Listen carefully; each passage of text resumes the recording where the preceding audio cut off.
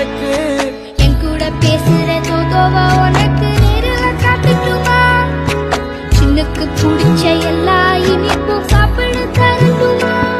அந்த அறிவிப்பால் அன்ப தருவாளே சின்ன அறிவிப்பும் இன்றி சுடுவாளே நீயும் தும்மிடி தும்மிடி ஆயுசு நூறாக என் உயிர் உன்னோட பத்திர சொத்தாக என் பார்வை உன்னோடு